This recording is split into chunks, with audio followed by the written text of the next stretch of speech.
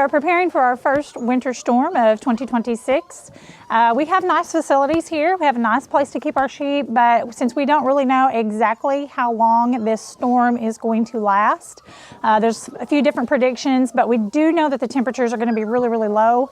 We're going to get a lot of snow, some possible ice.